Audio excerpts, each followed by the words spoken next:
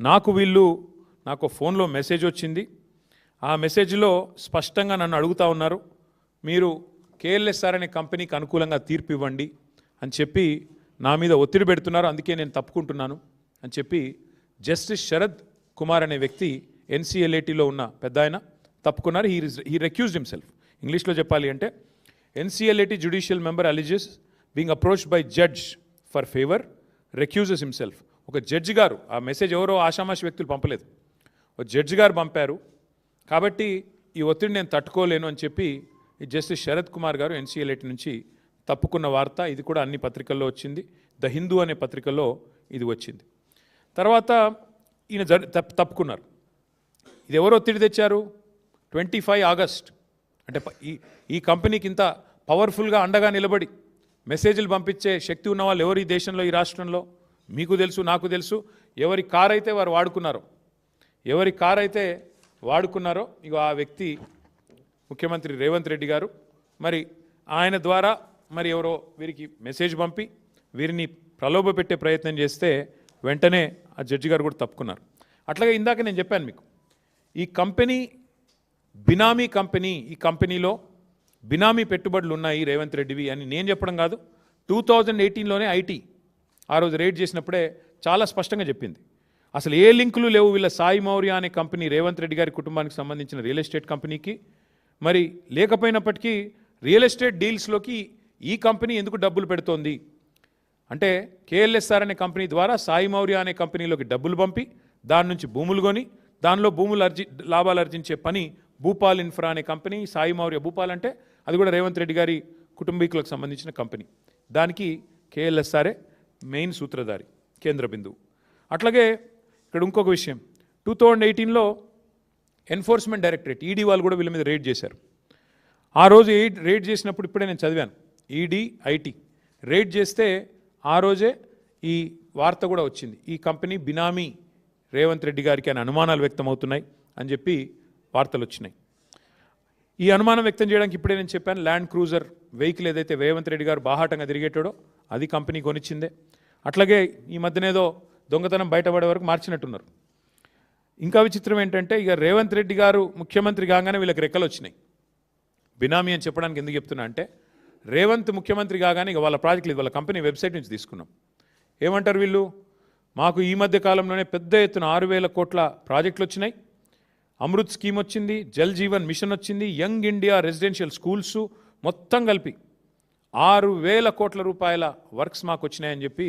Young India అంటే మన ప్రభుత్వం తీసుకున్న స్కీము, జల్ జీవన్ ముఖ్యమంత్రి గారి కింద అమృత్ స్కీమ్ ఉంది.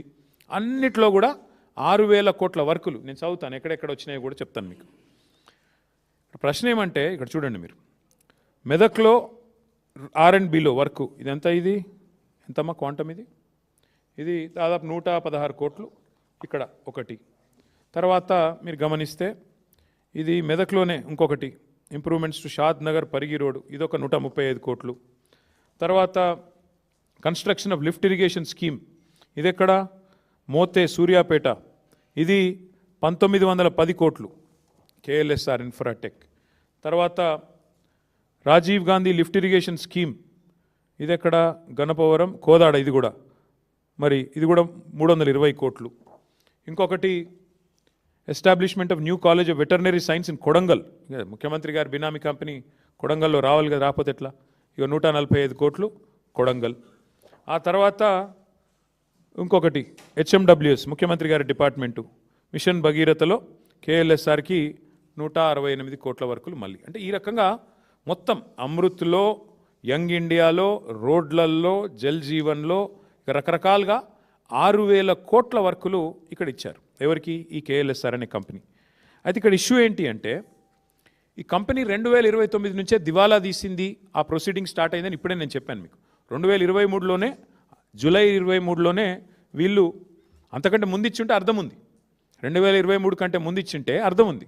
కానీ వీళ్ళు 2023 నుంచి దివాలా తీసి ఇన్సాల్వెన్సీ పిటిషన్ నడుస్తుంది. దివాలా తీసిన కంపెనీ, దివాలా కేసు 23 జూలై నుంచి విచారణలో ఉంటే సిబ్బంది వేతనాలకు డబ్బులు లేవు ఈ కంపెనీ దగ్గర. కేఎల్ఎస్ఆర్ అనే కంపెనీకి తమ ఎంప్లాయీస్కి జీతాలు ఇవ్వడానికి డబ్బులు లేక 15 లక్షల రూపాయలు అప్పు తీసుకున్నారు బ్యాంక్ నుంచి. కావాలంటే ఆ వివరాలు కూడా మీ ముందు పెడతాను. అలాంటి కంపెనీకి ఇవాళ సడన్గా ఇది వాళ్ళదే వెబ్సైట్ 6,000 కోట్ల వర్కులు దివాలా తీసి ఎంప్లాయీస్ జీతాలు ఇవ్వడానికి లేని కంపెనీకి 6,000 కోట్ల వర్కులు వచ్చినాయి అంటే తెలంగాణలో వరద వారుతోందంటే ఏ రకంగా మరి ఈ కంపెనీకి వస్తూ ఉన్నాయి మనం ఆలోచించాల్సిన అవసరం ఉంది. అయితే ఇక్కడ ఇంట్రెస్టింగ్ విషయం ఏంటి అంటే ఈ ఎన్సీఎల్ఏటీలో ఎప్పుడైతే జడ్జి గారి మీద ప్రలోభ పెట్టే ప్రయత్నం చేశారు, జడ్జి గారిని ఒత్తిడి చేసే ప్రయత్నం చేశారు, అట్లాగే ఆర్థిక లావాదేవీలు నిలిపేయండి అని చెప్పిన తర్వాత కూడా ఈ కంపెనీ ఖాతాల్లో 150 కోట్ల లావాదేవీలు జరిగిన తర్వాత సుప్రీంకోర్టు, నేను చెప్పడం కాదు, జనవరి 23 మొన్న పోయిన వారం జనవరి 23 నాడు సుప్రీంకోర్టు రాష్ట్ర ప్రభుత్వానికి కేంద్ర ప్రభుత్వానికి ఆదేశం ఇచ్చింది. మీరు ఎట్లా ఈ దివాలా తీసిన కంపెనీకి మీరు ఎందుకు ఇస్తున్నారు వర్కులు?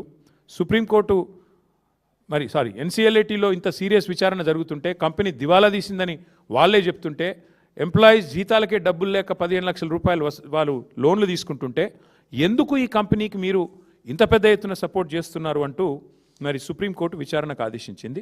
ఇది నాది కాదు కవిత్వం, ఇది ప్రెస్ పీటీఐ రిపోర్ట్, ఇది సుప్రీంకోర్టు ఇచ్చింది. సో ఇవాళ ఎందుకు ఈ హడావుడి గత వారం రోజులు జరిగింది అంటే దానికి ఇప్పుడైనా మీకు ఆన్సర్ దొరికిందని నేను అనుకుంటా ఉన్నా.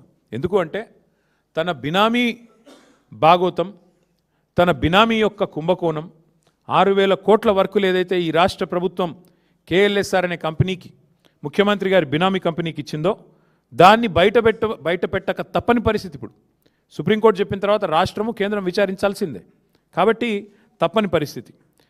ఇవాళ వాస్తవం ఏంటి అంటే సుప్రీంకోర్టు ఇంకొక మాట కూడా చెప్పింది, CBI are SFIO serious fraud investigation agency are ED, ఈ 3 ఏజెన్సీల ద్వారా వెంటనే విచారణ జరిపించండి.